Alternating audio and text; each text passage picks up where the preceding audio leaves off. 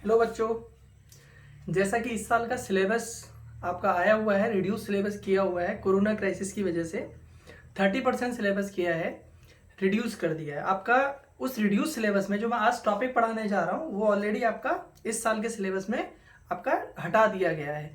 तो अगर आप सिर्फ इस साल के पॉइंट ऑफ व्यू से पढ़ रहे हैं तो आप इसको स्किप कर सकते हैं वीडियो को। अगर आप पढ़ना चाह रहे हैं कि आपको सीखनी है चीज़ें तो आप आज की वीडियो को पढ़ेंगे।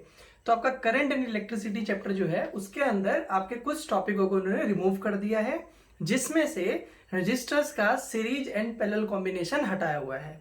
हालांकि आपने क्लास 10th में पैरेलल एंड सीरीज कॉम्बिनेशन पढ़ा था, वो यहाँ पे भी बहुत इंपॉर्टेंट बन जाता है। अगर आप लोग कॉम्पिटेटिव एग्जामिनेशंस की बात करते हैं तो वहाँ पे भी क्वेश्चंस पूछे जाते हैं।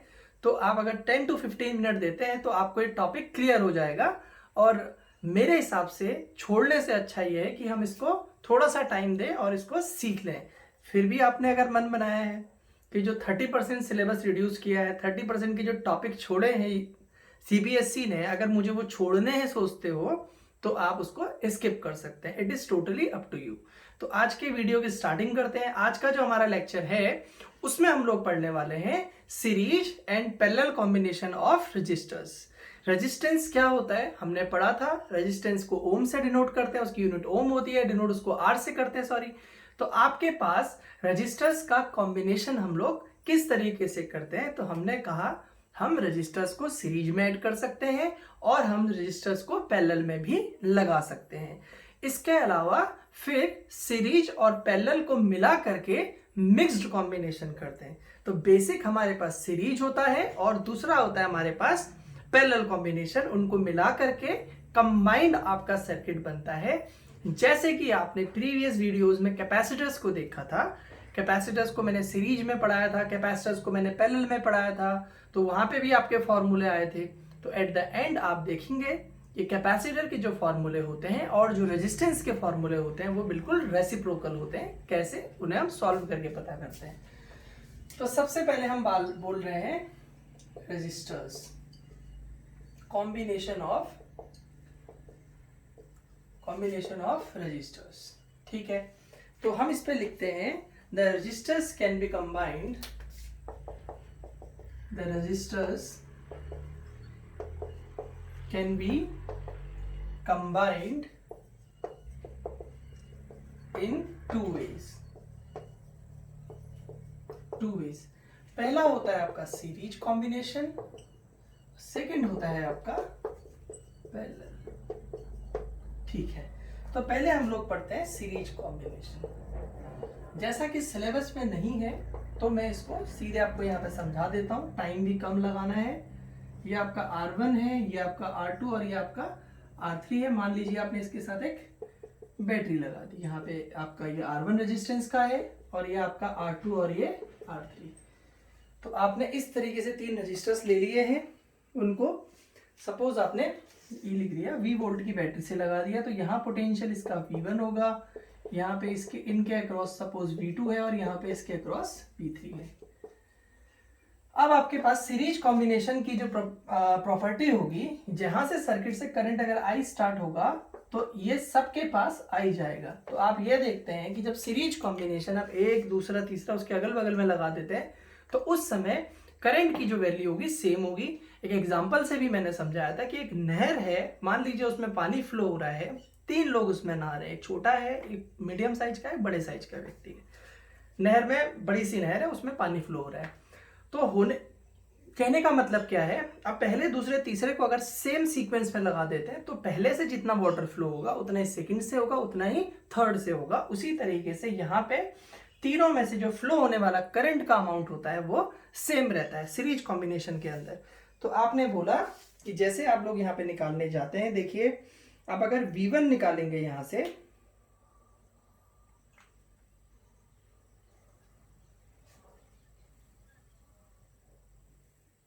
अब इसके डेफिनेशन लिखना चाहते हैं तो आप लिख सकते हैं, if a large number of resistors are connected end to end, एक के एंड से दूसरे का एंड जुड़ा हुआ है, end to end, end current through each resistor flow same, हर किसी के साथ करंट अगर सेम होती है, then we can say that such resistors are connected in series like this. In this diagram, these R1, R2, R3 are connected in series. So you will write V1 is equal to I R1 according to Ohm's law.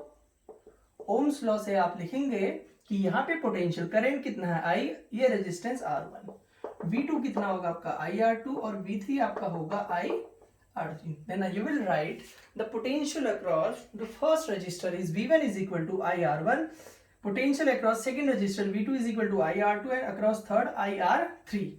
Then total potential is V1 plus V2 plus V3. We write V is equal to IR, IR1 plus IR2 plus IR3. V may cancel out the I. Here I is common, R1 plus R2 plus R3. So the resultant is R is equal to R1 plus R2 plus R3. Means आपको क्या करना है, अगर आपके पास registers series में लगे होंगे, equivalent resistance आपसे पूछा जाएगा, तो आपको हर किसी के रेजिस्टेंस को ऐड कर देना है, जैसा कि यहाँ पे किया गया है. जल्दी से इसको आप नोट कर लीजिए. इसी में हम लोग लिख सकते हैं if there are n resistors, R is equal to क्या होगा, R1 plus R2 plus dot dot dot plus Rn. सबका हम लोग रेजिस्टेंस क्या कर देते हैं, ऐड कर देते हैं. तो ये देखिए कॉम्बिनेशन ऑफ रेजिस्टर्स हो गया जब हम उनको सीरीज में ऐड करने वाले हैं.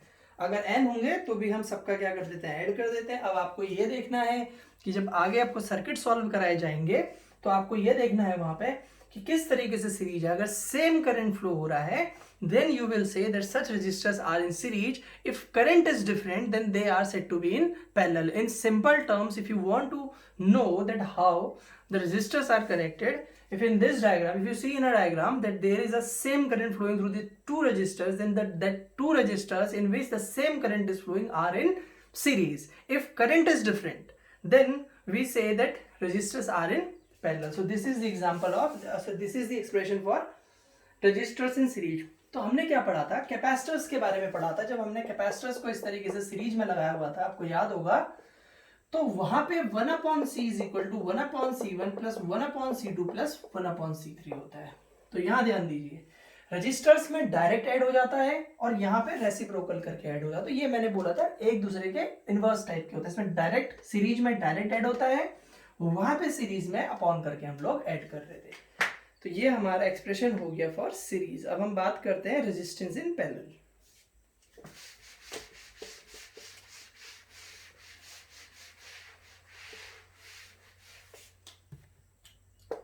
सेकेंड हम लोग बात कर रहे हैं पैरेलल की बात करते हैं. अगर इस तरीके से आपका एक रेजिस्टर है, मान लो ये R1, मान लीजिए आपने इस तरीके से 3 रजिस्टर्स लगाए हुए हैं, इनके अक्रॉस एक V वोल्ट की आपने बैटरी लगा दी. इसका रेजिस्टेंस सपोज R1 है, इसका R2 है, इसका R3 है. ठीक है, ये A पॉइंट हो गया और ये B पॉइंट हो गया और यहां से करंट आपका I आ रहा है, इसका पोटेंशियल भी है.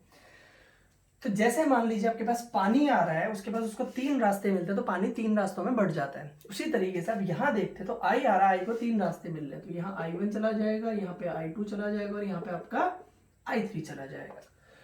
और आप ये देखिए जो R1 रजिस्टर है वो A और B के बीच में लगा है, तो पोटेंशियल डिफरेंस जो होगा A और B के बीच का VAB मान लेते हैं. ठीक है, जो R2 है वो भी A और B के बीच में लगा है और R3 भी A और B के बीच में लगा है. मतलब R1, R2, R3 तीनों सेम 2 पॉइंट्स के बीच में लगे हुए हैं. इसका मतलब पोटेंशियल डिफरेंस जो होगा वो सेम होगा.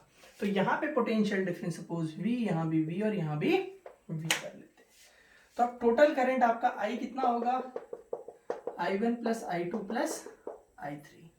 ओम्स लॉ क्या कहता है आपसे, ओम्स लॉ कहता है V is equal to IR, तो I is equal to V upon R. तो I की जगह पे आप लोग V अपॉन R लिख दीजिए. I1 कितना होगा देखो, V upon R1 plus V upon R2 plus V upon R3. तो यहां से आपने ले लिया V अपॉन R, और यहाँ से v कॉमन ले लिया तो 1/r1 plus 1/r2 plus 1/r3। v से v कैंसिल आउट हो जाएगा आपका, तो 1/r is equal to 1/r1 plus 1/r2 plus 1/r3। तो कैपेसिटर के अंदर जो देखा था, कैपेसिटर्स को जब हमने पैरेलल में लगाया हुआ था तो इस तरीके का हमने डायग्राम वहां पे भी बनाया था। इधर एक कैपेसिटर था, इधर एक कैपेसिटर था, इधर एक कैपेसिटर था। ठीक है, इस तरीके का हमने डायग्राम बनाया था, C1 C2 और इसका C3। तो C इज इक्वल टू हो गया था C1 plus C2 plus C3। तो जब कैपेसिटर्स की बात करी थी तो यहाँ देखिए फिर उल्टा रिलेशन कैसे हो रहा है। यहाँ 1/r is equal to 1/r1 plus 1/r2 plus 1/r3 होता है, वहां पे C is equal to C1 plus C2 plus C3 होता है। तो इसको जल्दी से लिखिए आप।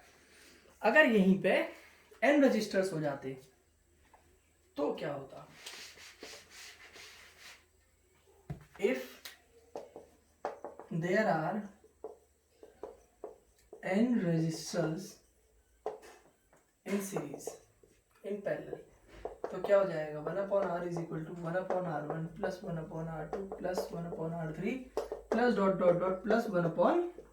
n होंगे जितने भी हैं उनको अपॉन करके आपने सारे के सारों को ऐड कर देना है। तो इस तरीके से हमने देखा सीरीज कॉम्बिनेशन सेम करंट रहता है, पैरेलल कॉम्बिनेशन में आपका अलग अलग करंट को करेगा। ये आपको तरीका है। अब हम इस पे बेस कुछ क्वेश्चंस करेंगे जो कि मिक्स्ड कॉम्बिनेशन पे बेस्ड होंगे, जिसमें सीरीज भी होगा और पैरेलल भी होगा।